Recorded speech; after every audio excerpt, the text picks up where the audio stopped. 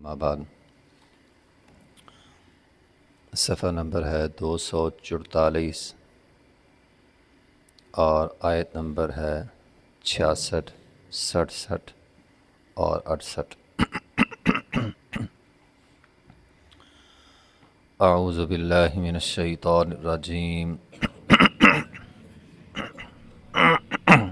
بسم اللہ الرحمن الرحیم۔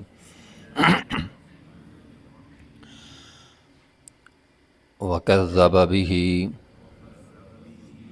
قَوْمُكَ وَهُوَ الْحَقُّ قُل لَّسْتُ عَلَيْكُمْ بِوَكِيلٍ لِكُلِّ نَبَإٍ مُسْتَقَرٌّ وَسَوْفَ تَعْلَمُونَ۔ وَإِذَا رَأَيْتَ الَّذِينَ يخوضون في آياتنا فأعرض عنهم حتى يخوضوا في حديث غيره وإما ينسينك الشيطان فلا تقعد بعد الذكرى مع القوم الظالمین۔ وَكَذَّبَ بِهِ، اور جھٹلایا اس قرآن کو، قوموں کا تیری قوم نے، وَهُوَ الْحَقُّ، حالانکہ وہ قرآن حق ہے۔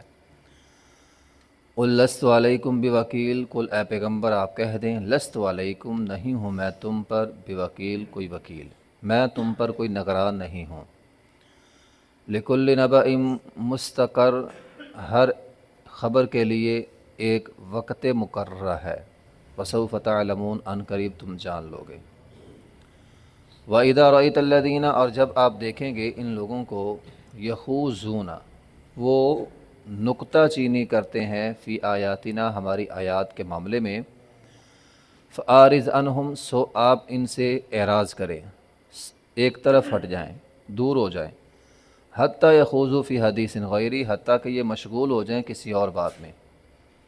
وَإِمَّا يُنْسِيَنَّكَ الشَّيْطَانُ، اور بے شک یقیناً، يُنْسِيَنَّكَ الشَّيْطَانُ، بھلا دے گا آپ کو شیطان، اور جب آپ کو شیطان بھلا دے، فَلَا تَقْعُدْ بَعْدَ الذِّكْرَىٰ، پھر جب آپ کو یاد آ جائے تو یاد آ جانے کے بعد، فَلَا تَقْعُدْ، ان کے اندر نہیں بیٹھنا، بعد ذکر، یاد آنے کے بعد، مع القوم الظالمین، ظالم قوم کے ساتھ۔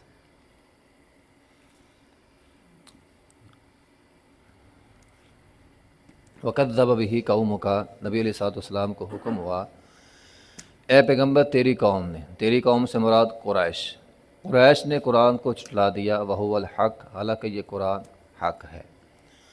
قریش کہتے تھے اگر آپ سچے ہیں تو عذاب لائیں، فرمایا آپ تو سچے ہیں، عذاب نہیں آ رہا، اللہ قادر ہے عذاب بھیجنے پر۔ اللہ نے عذاب بھیجا بھی، بدر کے کنویں میں سارے مرے پڑے تھے، نبی علیہ السلام نے کہا بدر کے کنویں میں ان کو پھینک کر کہ اللہ نے وعدہ سچا نہیں کیا۔ عمر فاروق رضی اللہ عنہ فرماتے تھے اللہ کے رسول یہ آپ کی بات تو سن نہیں رہے، فرمایا اے عمر مردے سنتے تو نہیں ہیں، لیکن اس وقت یہ میری بات تم لوگوں سے زیادہ سن رہے ہیں، اللہ نے اپنا وعدہ سچا کر دیا ہے۔ برحال قُل لَّسْتُ عَلَيْكُمْ بِوَكِيلٍ، اے پیغمبر آپ ان کو کہہ دیں کہ میں تم پر وکیل نہیں ہوں۔ وکیل کہتے ہیں کہ اپنا معاملہ کسی کے سپرد کرنا، کسی کو اپنا نگران بنانا، کسی پر بھروسہ کرنا۔ تو یہاں مراد ہے کہ اے پیغمبر آپ ان کو کہہ دو میں تمہارا نگران نہیں ہوں، میں تمہارا محافظ نہیں ہوں، جو مرضی کرو، تمہارا معاملہ تمہارے ذمہ ہے۔ تو بہرحال نبی علیہ السلام کسی کے وکیل نہیں ہیں، وکیل یہ اللہ تعالیٰ کی صفت ہے۔ فَاتَّخِذْهُ وَكِيلًا، قرآن کے اندر ہمیں حکم ہوا ہے کہ اللہ کو اپنا وکیل بنا لو، یعنی اپنا معاملہ اٹھا کے اللہ کے سپرد کر دو۔ جو لوگ اپنا معاملہ اللہ کے سپرد کرتے ہیں وہ ہارتے نہیں ہیں، پھر وہ جیت جاتے ہیں۔ توکل بھی اسی سے ہے، ہم توکل کرنا، اللہ کی ذات پہ بھروسہ کرنا، وہ اسی سے نکلا ہے۔ تو اگر ہم اللہ کی ذات پہ بھروسہ کریں تو اللہ ہمیں ویسے رزق دے گا جیسے پرندوں کو دیتا ہے، تو بات ہے اللہ تعالیٰ کی ذات پہ بھروسہ کرنے کی۔ لکل نبأ مستقر، یہ اصل بات ہے کہ ہر خبر کے لیے، ہر واقعے کے لیے، ہر عذاب کے لیے، ہر چیز کے لیے اللہ تعالیٰ نے ایک وقت مقررہ کیا ہوا ہے۔ کوئی بھی چیز اپنے وقت سے پہلے نہیں آ سکتی۔ اس حوالے سے ایک واقعہ بھی ہے، سعد بن معاذ رضی اللہ تعالیٰ عنہ، یہ اوس قبیلے کے سردار تھے۔ جب نبی علیہ الصلوۃ والسلام ہجرت کر کے مدینہ چلے گئے، ابھی غزوہ بدر نہیں ہوئی تھی، غزوہ بدر سے پہلے ہی یہ مکہ میں آئے۔ یہ جب مکہ میں آئے تو امیہ بن خلف مکے کا ایک سردار تھا، یہ امیہ بن خلف اور سعد بن معاذ یہ آپس میں دوست تھے۔ ابو جہل نے پابندی لگائی ہوئی تھی کہ کوئی بھی آدمی، خاص طور پہ مسلمان، طواف نہیں کر سکتا بیت اللہ کا۔ اب چونکہ سعد سردار تھے اور امیہ بن خلف کے دوست بھی تھے، تو امیہ نے انہیں کہا کہ آپ طواف کر لیں۔ جب سعد رضی اللہ تعالیٰ عنہ طواف کر رہے تھے، ابو جہل نے دیکھ لیا۔ اب ابو جہل اور سعد بن معاذ کے درمیان جھگڑا شروع ہو گیا۔ وہ کہنے لگا میں تمہیں طواف نہیں کرنے دوں گا۔ سعد بن معاذ نے کہا کہ میں تو طواف کروں گا۔ اسی دوران ان کی آواز بھی اونچی ہو گئی۔ اب آواز اونچی ہو گئی تو سعد نے کہا کہ میں، اونچی آواز میں کہا کہ میں، اگر تو مجھے طواف سے روکے گا میں تیرا اناج روک دوں گا۔ تیرا اناج تو مدینے سے ہو کر ہی آتا ہے، یہ شام کا علاقہ، مدینے کے راستے، مدینہ راستے میں آتا تھا شام کے علاقے میں۔ تو اس پر امیہ نے کہا کہ اے سعد ذرا دھیان رکھ، وہ ہمارے مکہ کا سردار ہے، تو مکہ کے سردار کے ساتھ بات کر رہا ہے، اتنی سخت بات نہ کر۔ پھر سعد رضی اللہ تعالیٰ عنہ نے امیہ بن خلف کو کہا تھا کہ تم اس ابو جہل کا ساتھ چھوڑ دو، کیونکہ میں نے نبی علیہ الصلوۃ والسلام سے سنا ہے کہ یہ ابو جہل تمہاری ہلاکت کا باعث بنے گا، یہ خود بھی ہلاک ہوگا اور اس کے ساتھ ملنے والے تم بھی ہلاک ہو جاؤ گے، تم بھی مارے جاؤ گے۔ اب امیہ کہتا ہے کیا ہم مارے جائیں گے؟ کہا ہاں تم بھی مارے جاؤ گے۔ کہا مکہ میں؟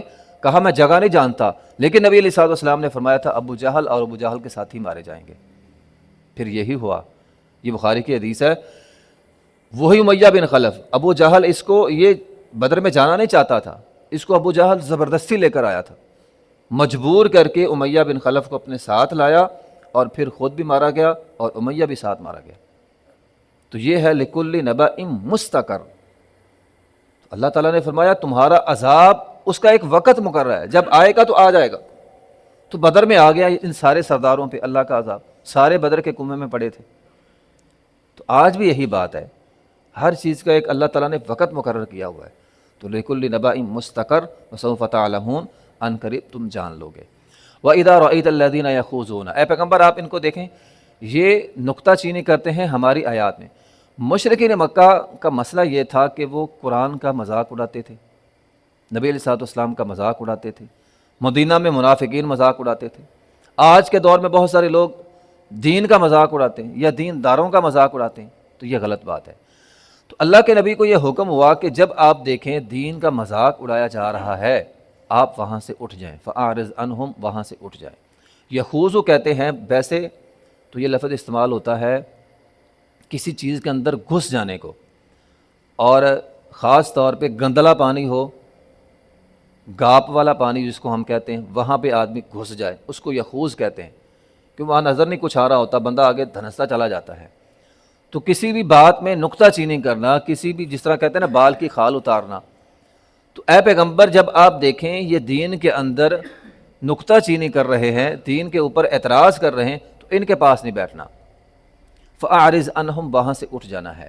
تو ہمارے لیے کیا حکم ہے، اگر آپ کسی ایسی مجلس میں بیٹھے ہیں، مجلس تو ٹھیک تھی لیکن بعد میں خراب ہو گئی، لوگ کیا کر رہے ہیں، دین پر باتیں کر رہے ہیں، اعتراض کر رہے ہیں، کسی کی غیبت کر رہے ہیں، چغلی کر رہے ہیں، الزام تراشی کر رہے ہیں، جھوٹ بول رہے ہیں، پہلے مجلس نیک تھی اب مجلس بری ہو گئی، تو ہمیں کیا حکم ہے، فَأَعْرِضْ عَنْهُمْ، وہاں سے اٹھ جائیں، وہاں پہ اب بیٹھنا نہیں ہے۔ کیوں؟ نبی علیہ الصلوۃ، بلکہ قرآن کہتا ہے وَكُنَّا نَخُوضُ مَعَ الْخَائِضِينَ، وہاں پہ بھی نخوض لفظ استعمال ہوا ہے کہ جہنمی جہنم کے اندر کہیں گے کہ ہم فضول گپے مارنے والوں کے ساتھ نہ بیٹھتے، وہاں پہ بھی یہی لفظ استعمال ہوا ہے، نخوض یعنی فضول گپیں، فضول باتیں، کسی کا مذاق اڑانا، ٹھٹھا کرنا، تو ایسے لوگوں کے ساتھ نہیں بیٹھنا۔ فَأَعْرِضْ عَنْهُمْ، قرآن کہتا ہے آپ وہاں سے اٹھ جائیں۔ وہاں پر نہیں بیٹھنا۔ جس طرح ہم کہتے ہیں نا کہ انسان اپنی پسند کا اظہار کرتا ہے، میں نے فلاں کے ساتھ بیٹھنا ہے، تو جب دین کے خلاف باتیں ہو رہی ہوں تو اپنی ناپسندیدگی کا بھی اظہار کریں کہ میں نے تیرے ساتھ اب نہیں بیٹھنا، تو میرا اب دوست نہیں ہے، میں نے تجھے چھوڑ دیا، تو اس بات کا اظہار کرنا۔ فَأَعْرِضْ عَنْهُمْ، وہاں سے اٹھ جائیں۔ اب پہلے ہوتا یہ ہے کہ بندہ بیٹھا ہے، اچھی باتیں ہو رہی ہیں، اب بری باتیں شروع ہو گئی ہیں، بندہ کہتا ہے یار اب میں کیسے اٹھوں؟ تو اللہ تعالیٰ فرماتے ہیں حتیٰ یخوضوا فی حدیث غیری، جب تک کسی اور بات میں یہ مشغول نہیں ہوتے وہاں سے اٹھ جاؤ۔ وَإِمَّا يُنْسِيَنَّكَ الشَّيْطَانُ، شیطان تجھے وہاں سے اٹھنے نہیں دے گا، شیطان یہ بات تجھے بھلا دے گا کہ اب یہاں سے اٹھنا نہیں ہے، بیٹھے رہو بیٹھے رہو بیٹھے رہو، لیکن کیا کرنا ہے؟ اٹھ جانا ہے۔ فَلَا تَقْعُدْ بَعْدَ الذِّكْرَىٰ، جب تجھے یاد آ جائے گا وہاں پہ نہیں بیٹھنا، اٹھ جانا ہے وہاں سے، بتانا ہے کہ مجھے یہ باتیں اچھی نہیں لگیں، میں جا رہا ہوں، اب دین کے خلاف باتیں ہو رہی ہیں، مذاق ہو رہا ہے، ٹھٹا ہو رہا ہے، الزام تراشی ہو رہی ہے، جس طرح آج کل ہماری مجلسوں میں ہوتا ہے، سیاست پر بات شروع ہو جاتی ہے اور الزام تراشی اور پتہ نہیں کہاں سے کہاں بات چلی جاتی ہے۔